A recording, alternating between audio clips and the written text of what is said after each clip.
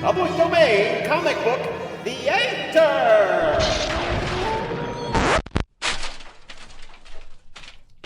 I think I found him! Help me. It's okay. We got you. Get away from me, New York. It's Dork. Thank you. What happened? The Kid Crusaders wrecked the place. We feared you were dead. Dork organized the search party. We're still looking for the Foley artist. Sweet head cheese. They laid waste to this place. We've already alerted the authorities, and FEMA is on its way. To think. 3 little brats did all this. Here, drink this. I'm glad you're okay. Stuff your sentimentality, work. Well, at least we're rid of that fussy little producer. I am alive, you know. What? Fred, give him the script. A script? She wanted me to take over, but I insisted we took a little while longer to search. Gee, thanks, you lemon lime weirdo. We're on. What do you mean we're on? I'm still wearing this little Jack Horner getup you forced me into. We have to stay on schedule. At least let me change. Time waits for no... whatever organism you're supposed to be. We're on. But I haven't read the... Hello, kitties! You're not gonna tell me to do a voice? It's a horror tale. Kinda. Your regular voice is appropriate, if not acceptable. What did you swallow to get that croak? An entire frog pond? I'll croak. Oh, never mind.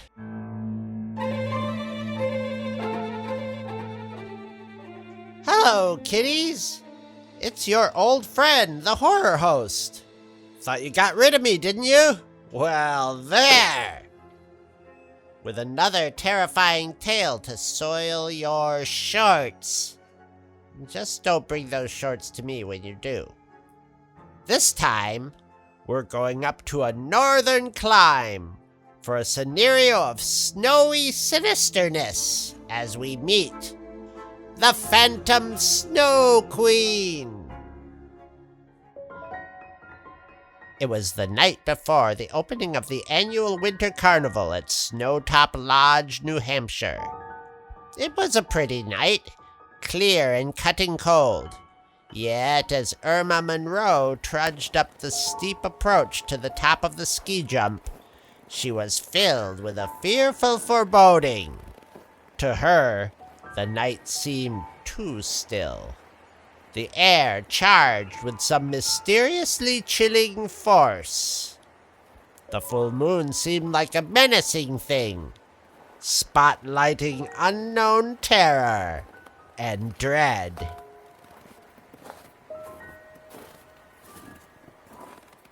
Maybe if I take one more practice jump, I'll get over this silly fear that's come over me the past few days.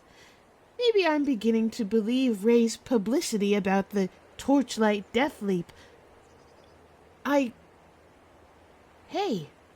what's that coming down the ski jump? Is that one of the guests? That idiot must have found my stack of torches at the top. He's trying my death leap. He'll be killed. Hey, turn off the approach. You'll never make the jump. That guest has a death's head for a face. He must be wearing a rubber mask of some kind. What a beautiful, perfect jump. Maybe that fool will be lucky and make a safe landing. Don't jinx it, Irma. For right before her terror-filled eyes, she saw the black-clad skier lose his balance. He pinwheeled awkwardly in the still night air as a sudden shadow shrouded the moon. Oh, he can't possibly survive that fall. I've got to go down there and see if he's still alive. Then go for help.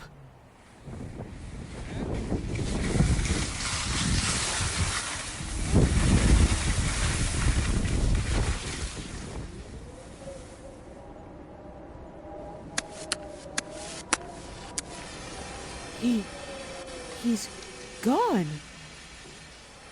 I'm sure this is the spot where he landed, yet the snow is fresh, unbroken, just as though no one has fallen.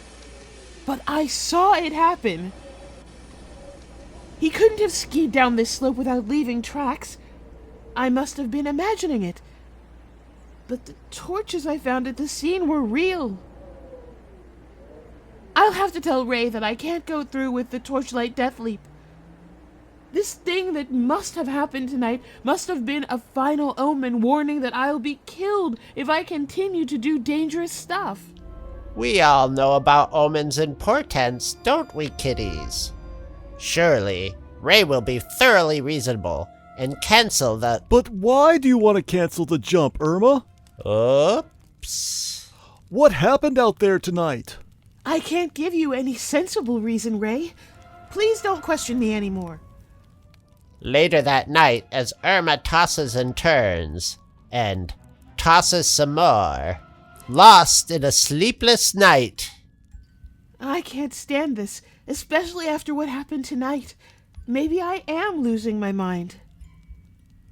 I don't dare wake up Ray to tell him. Maybe if I go to New York and see my uncle, the psychiatrist, it'll help me get over my fears. Let me just leave a note. But as Irma opened the door and stepped out into the windy, snow-swept night, a draft caught up her note and tossed it in the log fire. I can catch the 3 a.m. train from town and be in New York in the morning. The next morning, Ray Monroe finds his wife gone. He searches, panic-stricken. Have you seen her? I wouldn't worry about that, boss. She'll probably be back tonight for the opening of the Winter Carnival. She wouldn't miss that,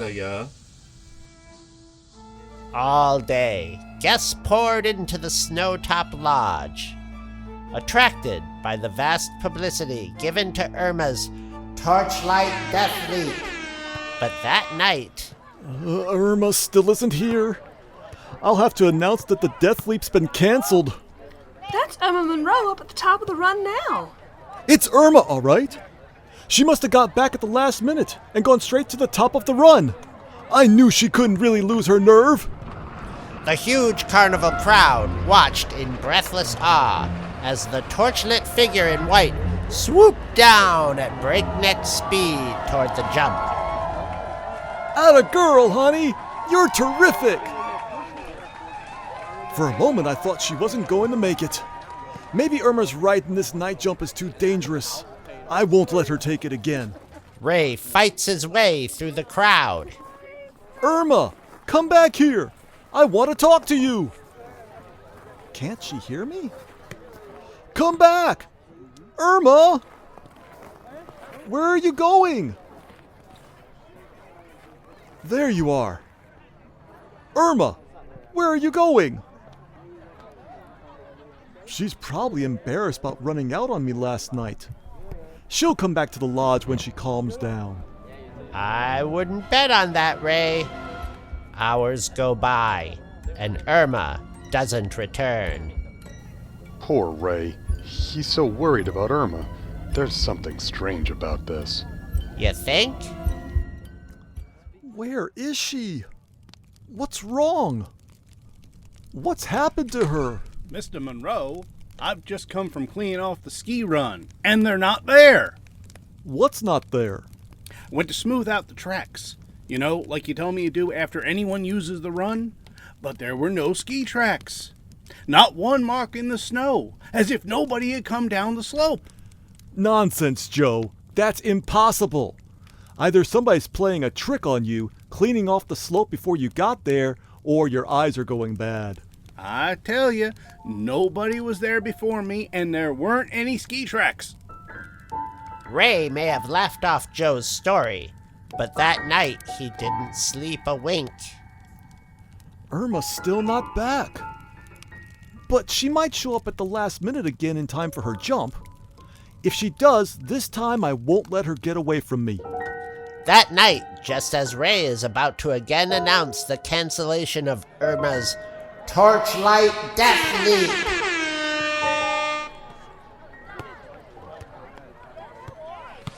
There she is! If I can only get her attention!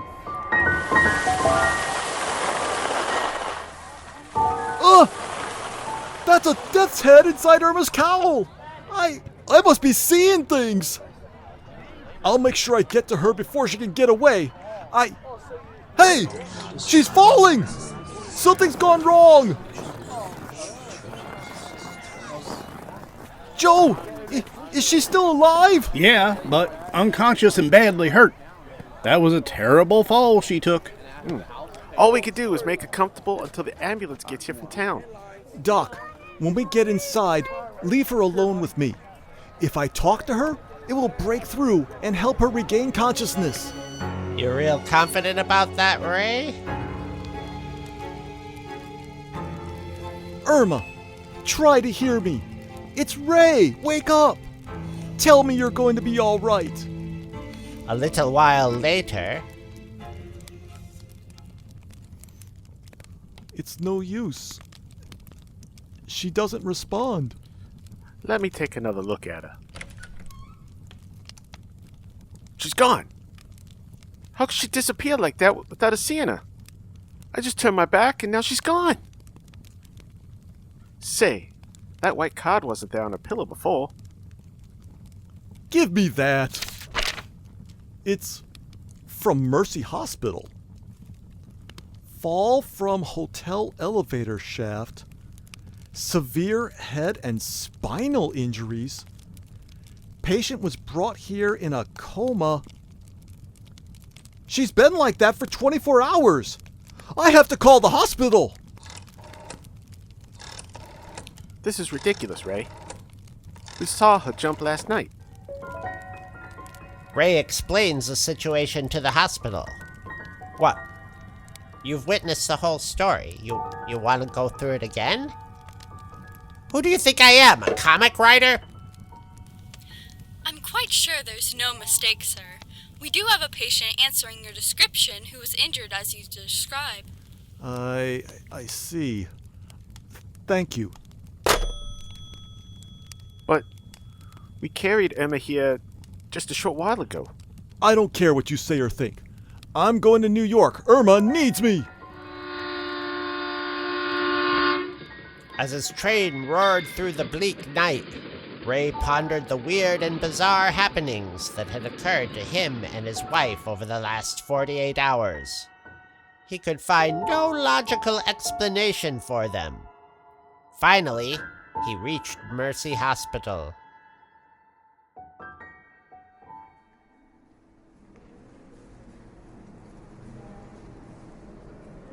But your wife couldn't have taken those ski jumps the last 2 nights. She's been here all that time, unconscious, with a nurse always present. You must have seen someone else. But it was Irma. I don't expect you to believe me or understand, but I know. Ray? Ray, honey?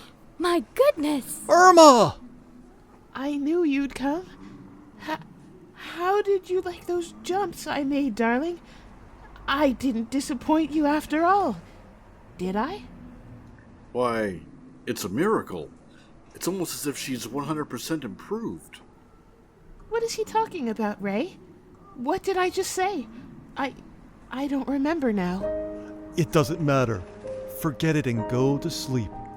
A nice, normal sleep that will rest you up. Her pulse and respiration are normal again, Mr. Monroe. There's no question about her recovering now. You finding out about her accident saved her life. Yes.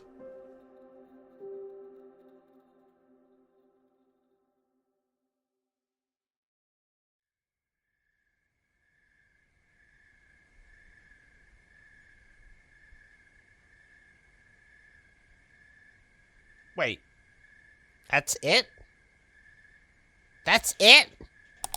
Please just say the lines. Why the hell should I? I promised these kids some short soiling. This isn't even soiling.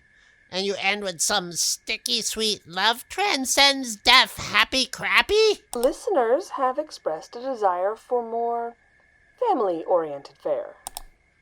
These are the parents who are tired of cleaning all those soiled shorts. Could we please stop talking about soil?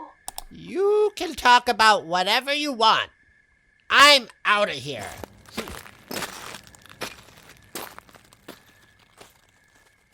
Should I go after him? No, let him go. If we're lucky, he'll lose himself. Don't you mean find himself? No. Why?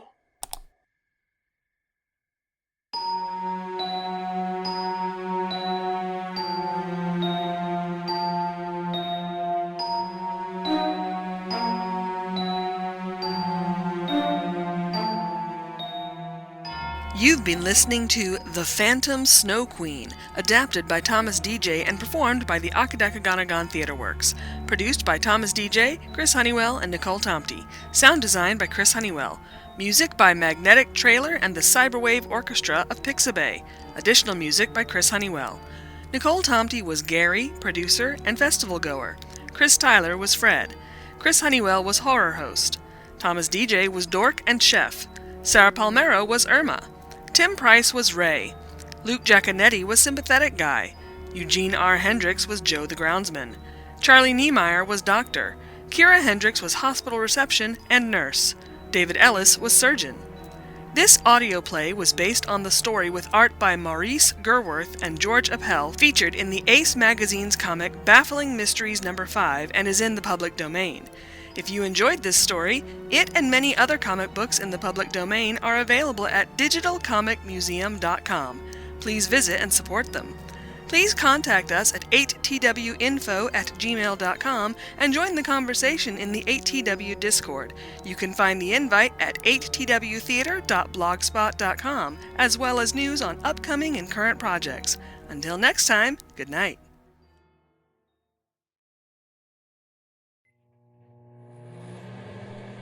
Settle down for a nice little meal. There we are. I don't know why they stopped using foil trays. The light show can be so pretty. Maybe I should put it back in. The edges of the patty, if you call it a patty, it's more like a nugget. It isn't blue enough. No. Maybe if I ignore it, they'll go away! Open the door. You. I thought I'd given you a false address. There's no way you can ever give me a false address. Now open the door. No! Fine. I'll let myself in. Suffering Sophie Gregory Trudeau! Why did you even knock? It pays to be polite. Wait a minute. What are you doing dressed like... The Grim Reaper? Yeah, you've even got one of those... sickle things. It's a scythe. You're welcome. Can we dispense with all this? Can you dispense with speaking through an intercom? I'm right here.